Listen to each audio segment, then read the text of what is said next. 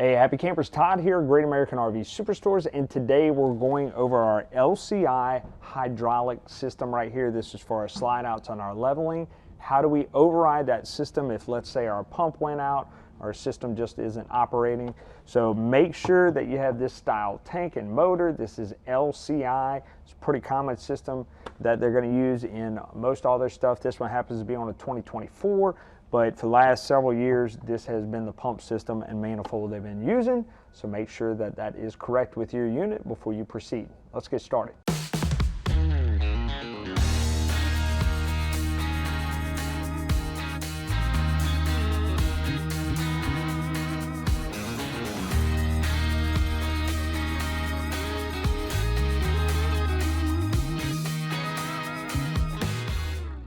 We have our reservoir right here. Our pump is located right above it. And then we have our valve body that is going to be behind it. That's going to be that silver block.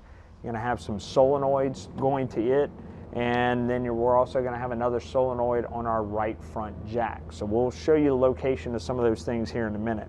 Before we get started, we need to know that we need a 1/2-inch socket or a wrench.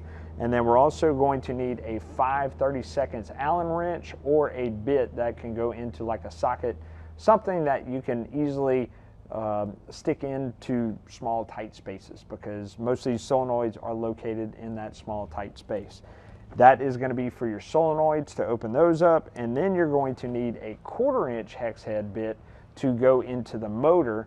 And that one is going to need a drill attachment, so you can hook it to your drill and manually run that motor to operate your hydraulics. Before we start, we want to make sure that there isn't an easier solution to this. There is, if your control panel isn't coming on, you want to check your blade fuses in that front compartment and make sure that you don't have a blown fuse. You also want to make sure you have a good 12-volt power, meaning your battery is charged up. If it's not, plug it into either your truck or your shore power. If you're plugged into your truck, it's going to take a little while for this battery system to get enough juice. Even if you plug it into shore power, these hydraulics take a lot of voltage and amperage, so it's going to take a little bit for that battery system to charge up. If you hear it clicking, then you probably need to let it sit for a little bit longer and make sure that that system is charged up before you go through all these steps. So check our blade fuse, check our battery voltage, check our disconnects. We're going to see a 3-prong solenoid, okay? That solenoid is going to have 3 wires going to it. 2 of them are going to go to the motor, and 1 red wire is going to be going to a breaker, a 12-volt breaker. That 12-volt breaker is resettable. So if we follow that red wire to that breaker, we want to make sure that that is not tripped. So we've checked all that out. We have no other resort but to override our system. So the next step is that 3-prong solenoid. If you follow those 2 wires, the black wires, they're going to lead to our motor right here. Our motor is going to have a wire on each side. That's where our 1/2-inch wrench or socket comes in. We loosen that bolt off of there and we remove those wires. So we can tell, as far as color codes on our wiring, what these solenoids actually operate, at least for the jacks. As far as the slide outs, it depends from the manufacturer. So we'll go through the color code.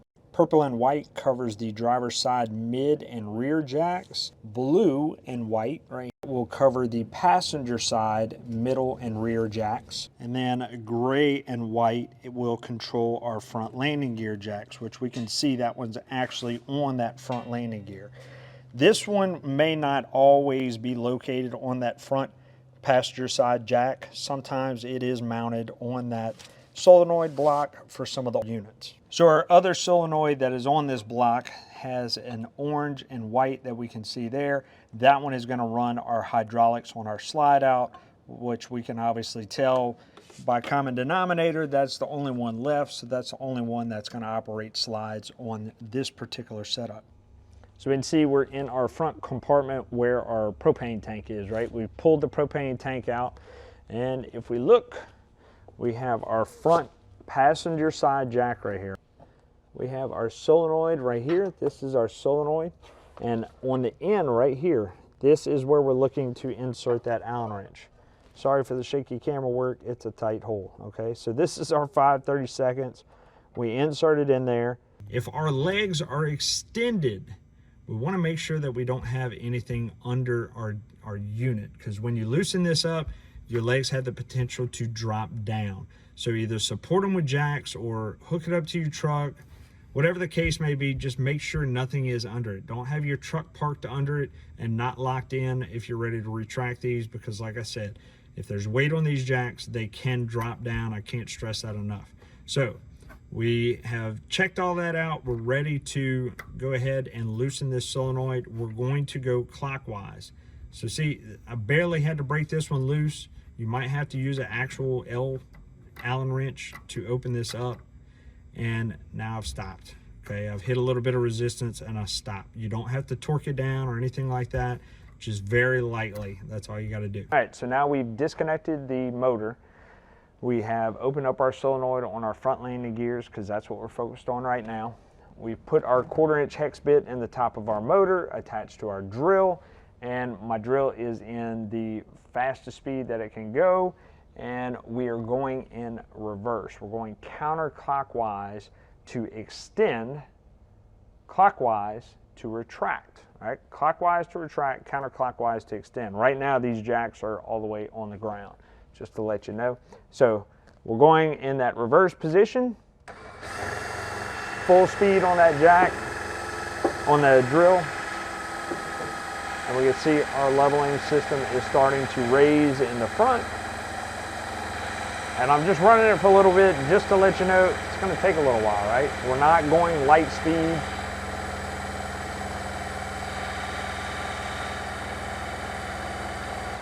And now we have overridden our system. So let's say that our jacks are down. What do? We go clockwise.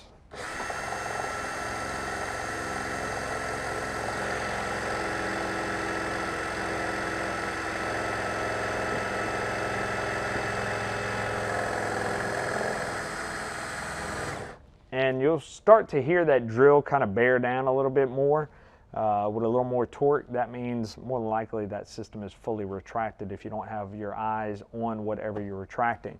So know that. So if we're doing our slide outs perchance, let's say our slide outs, it's going to be one of these solenoids under here.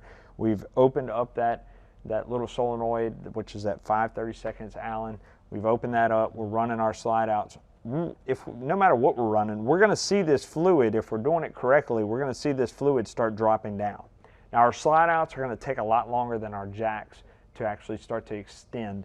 It takes a little while for that fluid to go through the lines and fill up that ram. So keep that in mind. Just because it's not doing anything right away, if you see that fluid level start to drop down, you're going in the right direction. It just takes a little bit of time.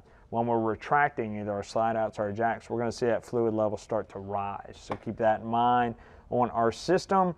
When we are done, we need to pull our drill out. Let's say we've fully retracted our jack system, pull our drill out. We need to go back to that solenoid that we opened up and we need to close it off. If we don't, we're leaving the opportunity for those jacks to either extend back down on their own or the slide outs to come open on their own. So it's very important we go back and we go counterclockwise to tighten that up, and finger tight only. I can't stress this enough. If you over tighten those things, you're going to mess up the O-rings and you're going to have to get a new one, and they are quite expensive. So make sure we're taking all those steps. We can also go ahead and hook our motor back up if we want, whatever we want to do. If we've got to override the system again, then just leave them disconnected. So let's go through the steps again real quick. We've checked all our 12 volts. We disconnect our motor. We go clockwise to whatever solenoid we're attempting to open up, and we do finger tight. We get our 1/4-inch bit and we put it in the top of our motor. We go counterclockwise to extend, and we go clockwise to retract. When we are done, we go back and we tighten up that solenoid with our 5/32 Allen wrench. Now we can also see some of these we may not be capable of getting a drill in there like I am on the one that I'm working on in the video, but they do make flexible attachments for your drill. And if yours is set up like this one, you're going to need one, and that flexible attachment is going to go through that middle hole and then into the motor with that 1/4-inch bit on there. That's all I got for you today. Give us a thumbs up if you liked it and we helped you out with a better understanding of that hydraulic system. Leave us a comment if you have any questions. Make sure you like, share, subscribe, do all those fun things, and follow us so you don't miss the next HAPS Helpful Hack from Great American RV, where we'll bring the how-to to you. Making memories.